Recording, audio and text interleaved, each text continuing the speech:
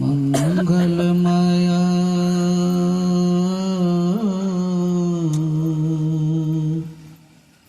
मंगल करण विनवो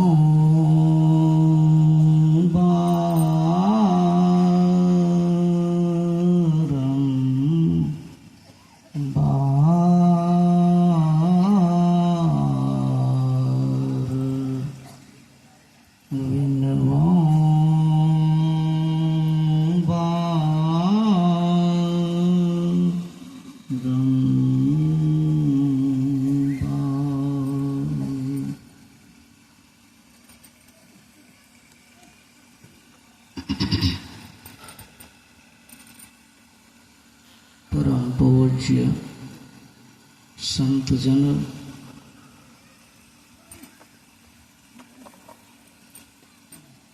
समादरणीय सत्संग स्नेही सज्जनों, समादरणीय माताओं एवं बहनों,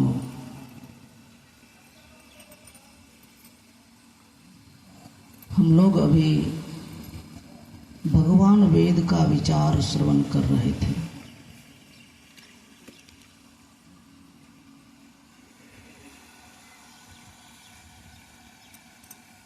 हम लोगों को अगर कोई पूछे आपका क्या धर्म है, आप किस धर्म के हैं, तो हम लोगों को कहना पड़ेगा कि हम लोगों का धर्म वैदिक है, हम लोग वैदिक धर्म के हैं। इसलिए कि हम लोगों का जो भी धार्मिक काम होता है,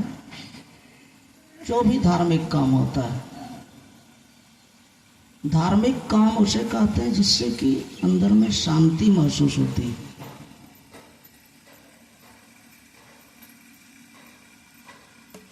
जैसे पूजा पाठ, यज्ञ,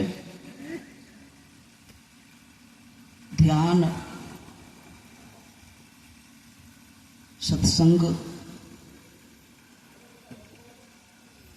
ये सब धार्मिक काम होते हैं। जो भी हम लोगों का धार्मिक काम होता है वो सब वेद के विचार के मुताबिक ही होता है। वेद के विशेषज्ञ उस कार्य को आरंभ करते वेद के विचार के मुताबिक और वेद के विचार के मुताबिक ही समापन करते। यह जो सत्संग हो रहा है यह भी वैदिक के ही अंदर है। परमाराध्य श्री सद्गुरु महाराज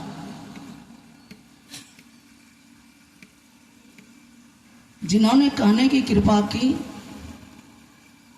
कि मेरे शरीर नहीं रहने के बाद यही सत्संग योग मेरा प्रतिनिधित्व करेगा। गुरु महाराज के प्रतिनिधि रूप ग्रंथ सत्संग योग जो 4 भागों में है। गुरु महाराज प्रथम भाग का प्रथम विचार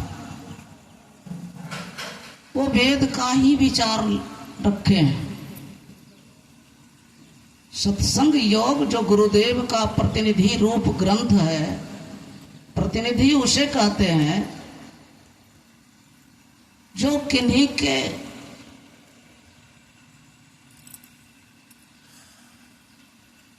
अनुरूप ही,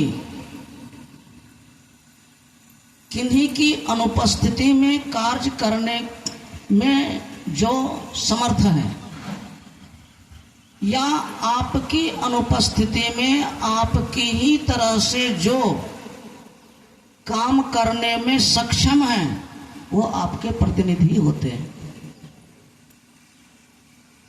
गुरु महाराज जी ने सत्संग योग को अपना प्रतिनिधि रूप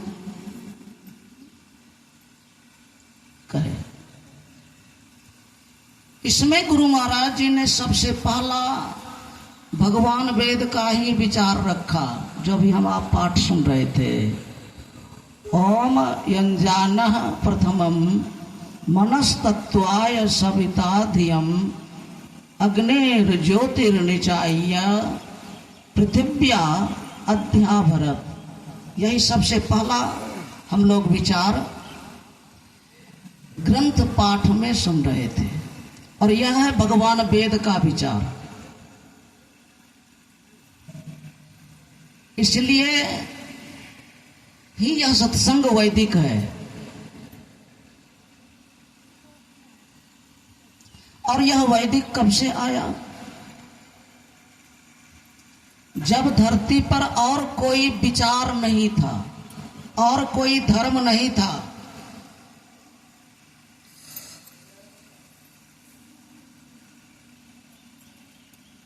बल्कि जब धरती पर परमात्मा ने प्रथम मानव तैयार किया, परमात्मा ने बनाया है हम आपका शरीर। जब पहला शरीर प्रभु ने बनाया, उसी क्षण प्रभु ने जो उपदेश सुनाया, जो सत्संग सुनाया, वही है वैदिक। और वो है वैदिक साक्षात परमात्मा का विचार। वेद को अपौरुषेय ग्रंथ कहते हैं, बल्कि परम पुरुष परम प्रभु सर्वेश्वर का जो सबसे पहला सुनाया हुआ सत्संग है, विचार है, ज्ञान है, वही वेद है। और उसका सार हम आप सुन भी रहे थे, जो वेद मंत्र सुनाया गया पाठ करके, उसका सारांश भी हम लोग सुने। भगवान वेद संसार के सभी मनुष्यों को उपदेश करते हैं। देखिए कैसा विचार है। जो भी अपने को मनुष्य समझते या जिनको भी आप मनुष्य समझते हैं, चाहे वो बालक हो, चाहे वो युवावस्था वाले हो, चाहे वो वृद्धावस्था वाले हो, चाहे वो किसी स्तर पर जीवन जी रहे हैं, चाहे वो विद्वान हैं, चाहे नहीं पढ़े लिखे हैं, चाहे वो महाराजा महारानी या कोई नर नारी है, किसी भी उम्र के, वो सब मनुष्य हैं। उन्हें आप मनुष्य समझते हैं, मनुष्य है। बच्चा को भी मनुष्य समझते हैं, बच्चा है, मानव का बच्चा, मनुष्य। संत भगवंत का कितना उदार विचार है कि तनिक भी किसी भी उम्र के मानव और कहीं के जो मानव हैं, उनके प्रति तनिक भी भेदभाव नहीं है। जिस तरह से भगवान सूर्य बिना किसी भेदभाव के सबों को एक तरह से गर्मी देने का काम करते हैं, रोशनी देने का काम करते हैं। सूर्य को भगवान भी कहते हैं, भगवान सूर्य नारायण। ऐसे ही महान कोई नहीं होते हैं, ऐसे ही कोई भगवान नहीं होते हैं जिनके अंदर में किसी भी मानव के प्रति कुछ भी भेदभाव नहीं, और समान रूप से जब देने का वक्त आता है तो समान रूप से देने का काम करते हैं। जैसे भगवान सूर्य, चांद, हवा, इसी तरह से प्रकृति जो भी है, चेतन प्रकृति, अमृत जिसे परा कहते हैं, परमात्मा का बनाया हुआ है। वो भी सब शरीर, सब उम्र के मानव के अंदर प्रभु ने एक समान स्थापित किए। वो अमृत का कलश सबके अंदर, कोई भेदभाव नहीं, बच्चा के भी अंदर वही अमृत कलश है परा, जो सत शब्द है, जो अमृत है सबके अंदर।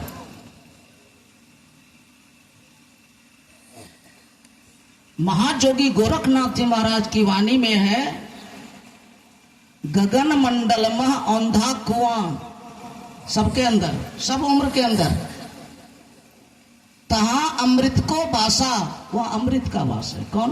परा, चेतन, सत शब्द, निर्गुण, आदि नाम, जो अमृत है, जिसके बारे में संत कबीर साहब जी ने कहा वो एक पारस की तरह से है। आदि नाम पारस है, सबके अंदर में मन है, मन भी दिया परमात्मा ने तो सब उम्र वालों को। बच्चा को कहता है अभी हमारा मन नहीं खाने का, बच्चा को भी प्रभु ने मन दिया, बुद्धि चित्त अहंकार ये अंदर में संगी दे दिया। संत राधा स्वामी जी कहते हैं, हे मनुआ तू सदा के संगी, इस जीवात्मा के संग में चार, भीतर में संग में चार इंद्रियां दी हैं, संग में सदा से मन बुद्धि चित्त अहंकार, सबको सबको एक जैसा, जरा सा भी भेदभाव नहीं है। और फिर जड़ात्मक मूल प्रकृति भी सबके लिए एक समान है। कारण सूक्ष्म और स्थूल, ये शरीर हम आपका और देख रहे हैं संसार, ये स्थूल है। सबके लिए परमात्मा ने एक समान ये सब व्यवस्था दी है। इसीलिए परमात्मा सबसे बड़े हैं, वैसे बड़े नहीं होते हैं। बड़ा काम करने से होता है कोई बड़े। देने की जब बात आती है, देना कब होता है? जबकि बहुत जरूरत है। बड़े लोग तभी कुछ देते हैं जो कि जिसके बिना काम नहीं चल सकता। जो सुख देने वाला है, जिससे कि अंदर में प्रसन्नता होती है, लेने वाले को प्रसन्नता होती है, जिससे दुख दर्द का नाश होता है। संत और भगवंत इसीलिए सबसे बड़े होते हैं कि उनकी नजरिया में कोई भेदभाव नहीं है।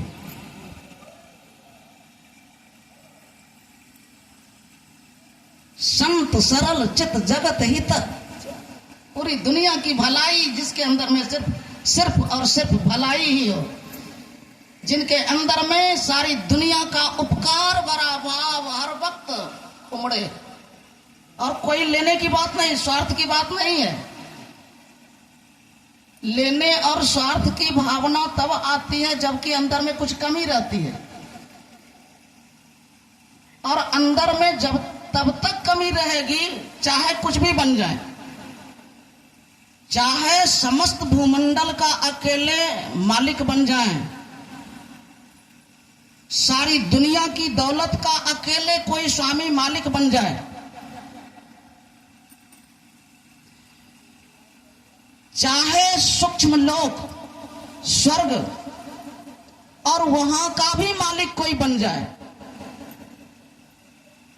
चाहे उससे भी और है महान पद, वह है कारण शरीर, जहां से कि ब्रह्मा विष्णु महेश की शुरुआत होती है।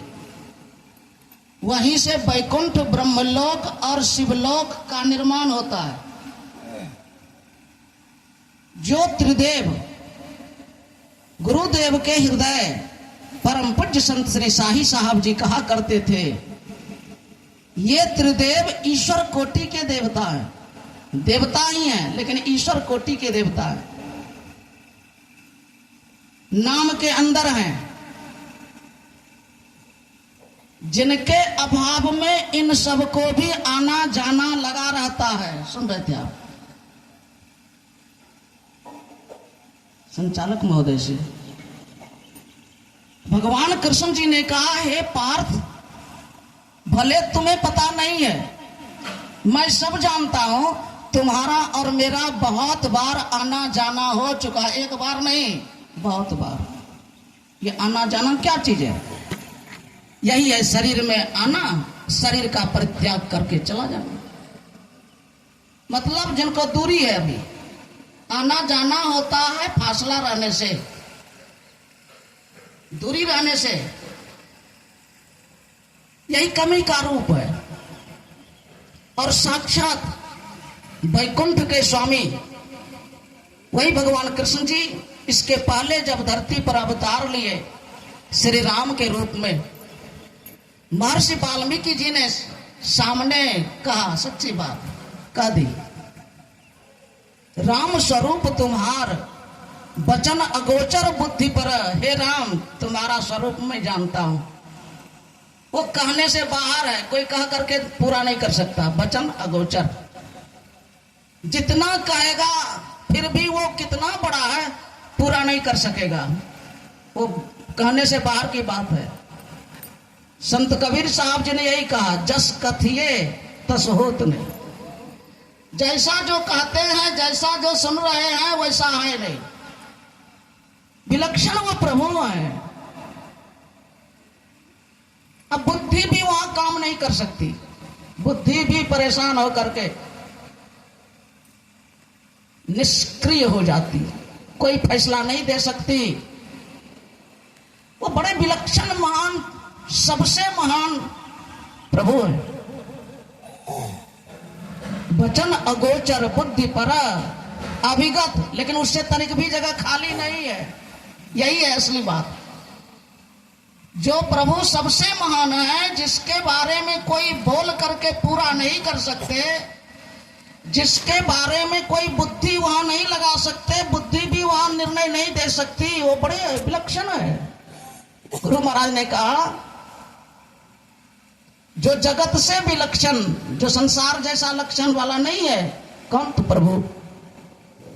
जिसमें न विषय लक्षण, जिसमें विषय का तनिक भी लक्षण स्वभाव नहीं है। विषय रूप, रस, गंध, स्पर्श और शब्द, इसी का विराट रूप ये संसार हम आप देख रहे हैं। आकाश, सूर्य, तारे अनगिनत, चांद, हवा, जल, धरती, ये है विषय का विराट रूप। और इन्हीं तत्वों से हम आपका शरीर बना है, यह भी विषय का ही रूप है। परमात्मा इस तरह के नहीं है, इस तरह के लक्षण वाले नहीं है, जिसमें न विषय लक्षण, जिसमें संसार और शरीर वाला लक्षण नहीं है।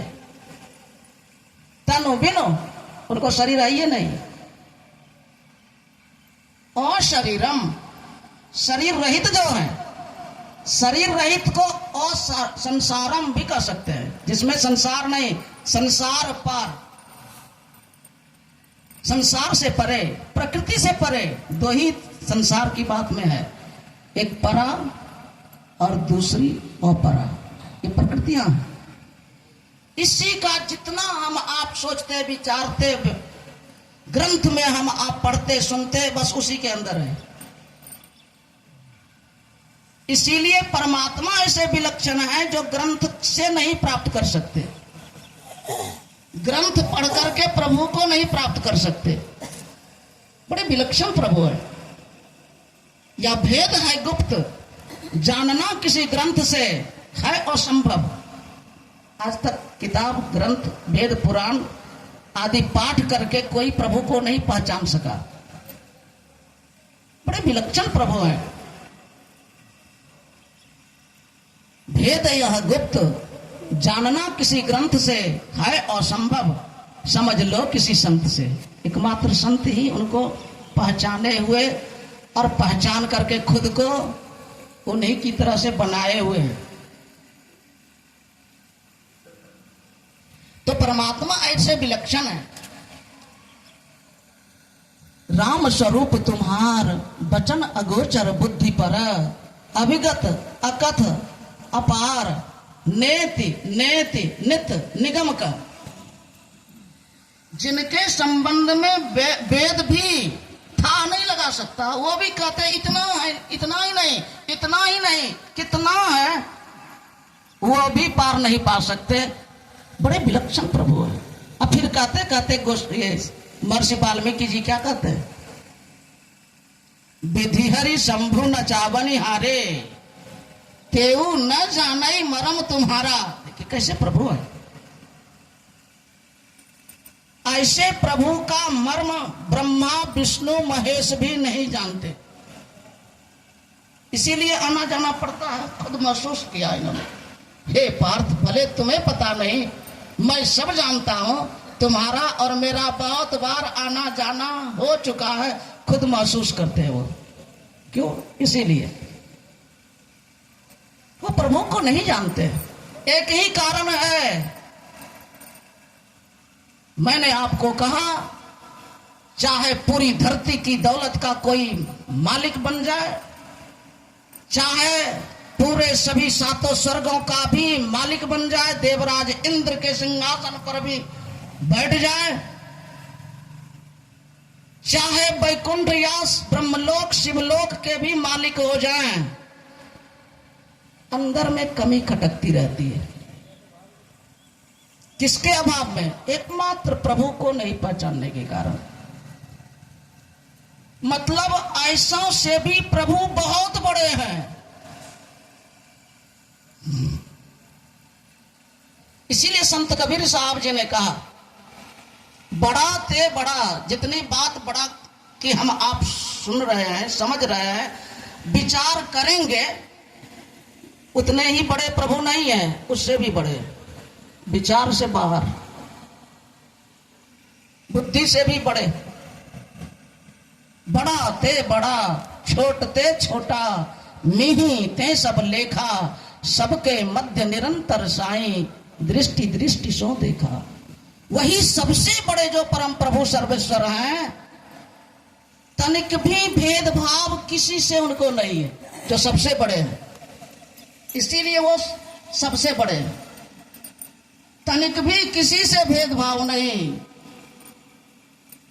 लेकिन वो कुछ करते हैं, सावधान, वो कुछ करते हैं, वो प्रभु कुछ करते हैं। क्या करते हैं? बड़ा को छोटा और छोटा को बड़ा करते हैं। क्यों करते हैं? इसमें कारण है। यदि छोटा से छोटा कोई प्राणी, चाहे किसी उम्र का हो, छोटा से मतलब बुद्धि से जो खोटा है, जिसके अंदर में दुर्गुण है, वही छोटा है। नचिकेता कितना छोटा था, उसके अंदर में दुर्गुण नहीं था, बल्कि अपने पिता महाराजा विश्रवा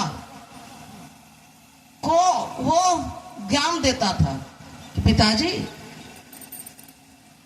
मैंने सुना है बढ़िया से बढ़िया सामान दान देना चाहिए, मैंने सुना है कि बढ़िया से बढ़िया किन्हीं को देना चाहिए। देना क्यों चाहिए? इसलिए कि परिणाम में फिर मिलेगा भी।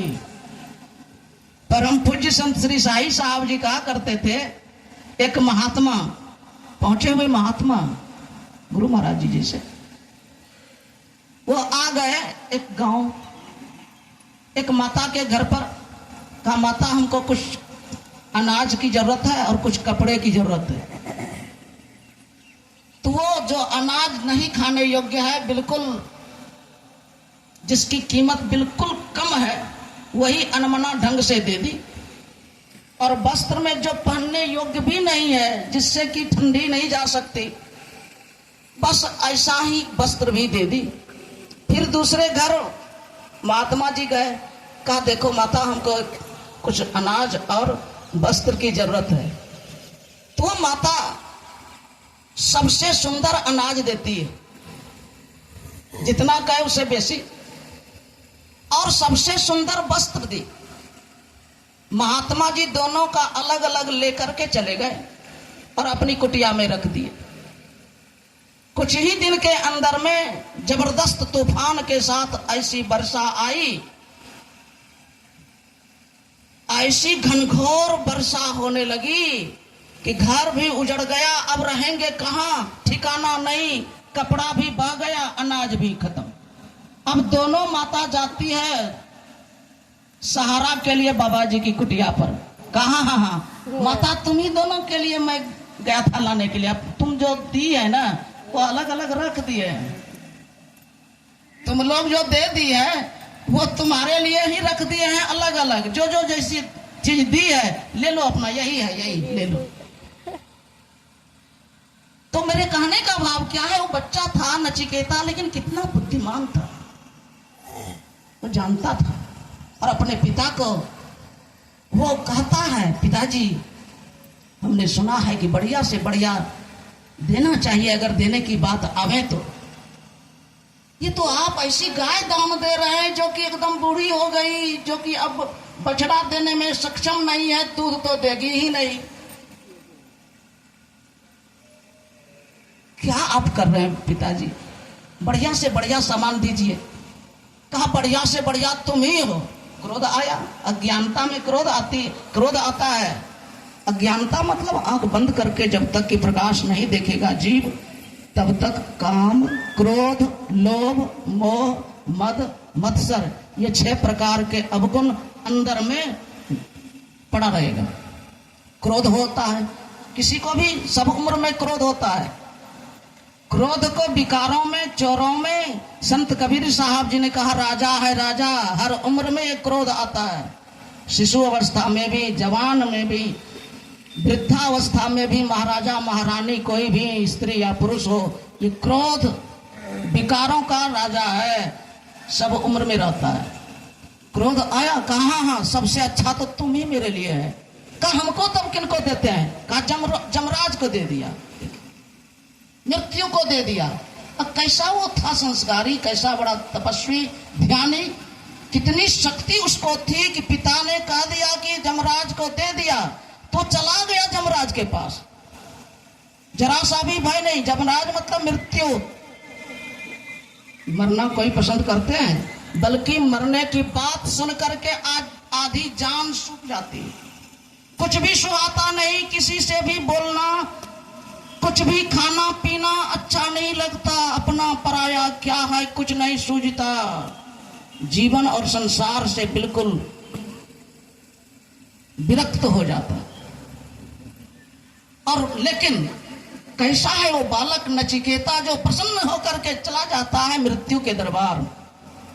उस समय थे नहीं, कई दिन के बाद जब आए देखा एक बालक, इसकी तो अभी बहुत लंबी आयु है, क्यों यहाँ आया है, कारण पूछा। कहा बेटा तुम्हारी हिम्मत पर और तुम जो मृत्यु से जरा सा भी भयभीत नहीं हुआ और मेरे इंतजार में यहाँ तुम भूखे प्यासे पड़ा रहा, मुझे बड़ी खुशी हुई और इस खुशी में तुमको मैं वरदान देना चाहता हूँ। वरदान दिया और सबसे कीमती वरदान मांगा कि आत्मा क्या है, जिसका समाधान, जिसका ज्ञान वो नहीं दे सके। उन्होंने भेजा जाओ, इसके लिए तुमको संत सदगुरु के पास जाना पड़ेगा, उनकी सेवा करके, उनको प्रसन्न करके, और कैसे आत्मा का ज्ञान होता है वो तरीका सीख लेना और जो कहेंगे वैसे करना। मेरे कहने का भाव क्या है, परमात्मा को शरीर नहीं, वो अशरीरी है। और शरीर के संबंध में 5 तरह के शरीर का जिक्र गुरुदेव ने किया, स्थूल, सूक्ष्म, कारण, महाकारण और कैवल्य।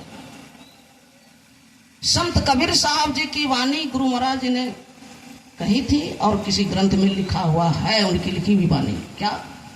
साधो 6 प्रकार की देही। संत कबीर साहब जी ने कहा 6 प्रकार की देह होती है। कौन? स्थूल, सूक्ष्म, कारण, महाकारण, कैवल्य, हंस की लेही। हंस भी एक शरीर है, कबीर साहब जी ने माना। लेकिन वो परमात्मा कैसे हैं? वो किसी भी तरह के शरीर जैसे नहीं है, विलक्षण वो प्रभु है, जिनको नहीं पहचानने के कारण हर परिस्थिति में रहने वाला जो भी है, चाहे वैकुंठ के वासी, चाहे स्वर्ग के राजा की गद्दी का मालिक, चाहे धरती की पूरी संपत्ति का मालिक, वो किसी न किसी बात से अपने अंदर में कमी में पाते हैं। उसी के अंदर में भेदभाव भी रहता है, वो बड़े नहीं है। जब तक कि बड़े से बड़े परमात्मा की पहचान नहीं हो जाए, जैसा भगवान वेद ने कहा, हे मनुष्यों, जगत प्रसव करता ईश्वर का तत्व ज्ञान प्राप्त करो। तत्व ज्ञान मतलब पहचान करके जानना, यही है। तत्व ज्ञान मतलब महसूस करके देखना, जानना।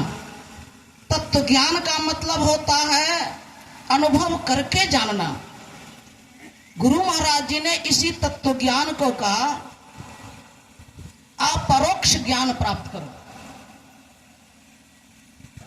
जब तक कि मनुष्य, चूंकि यह ज्ञान सिर्फ मनुष्य में ही होगा, चूंकि प्रभु को पहचानने का काबिल योग्य सिर्फ मनुष्य ही है। चाहे वो बच्चा है, चाहे जवान है, चाहे बूढ़ा है, चाहे महाराजा महारानी, जो भी मनुष्य है वो परमात्मा को पहचान सकते हैं। इसीलिए भगवान वेद ने मनुष्य शब्द से संबोधित किया, हे मनुष्यों, तू प्रभु को प्रत्यक्ष करके जानो।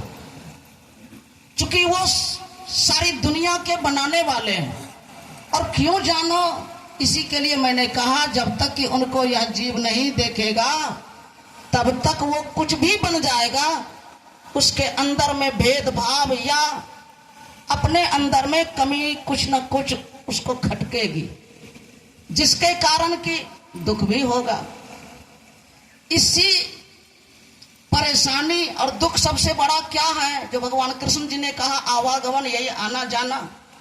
रामायण जिसे कहती है जन्मत मरत दुसह दुख, और हम लोगों ने गुरुदेव की अमृतमयी वाणी संत मत के सिद्धांत के पाठ में अभी हम लोगों ने मिलकर के गाया, आवागमन सम दुख दूजा, है नहीं जग में कोई।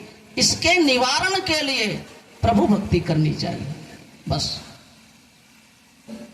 जिनके अभाव में यह जीव आता जाता रहता, जन्म और मृत्यु के मुख में पड़ा रहता, जिसके कारण भयंकर दुख दर्द इसे होते रहता, इसी की निवृत्ति के लिए प्रभु को पहचानने का ज्ञान विचार भगवान वेद ने दिया। हम लोगों को चाहिए भगवान वेद के विचार के मुताबिक सबसे पहले बुद्धि जो मतलब सत्संग करो, संत सदगुरु की बुद्धि में अपनी बुद्धि को जोड़ो। वो है पहले गुप्त बुद्धि। प्रभु को पहचानने की जो विधि है वो गुप्त है, वो किसी योग्य को बताया जाता है, जो 6 महीना पहले से मांस मछली अंडा और नशीला कुछ भी सामान, चाहे तंबाकू जर्दा वगैरह जो भी हो, जो जिंदगी भर के लिए छोड़ चुके हैं, वो सीख सकते हैं।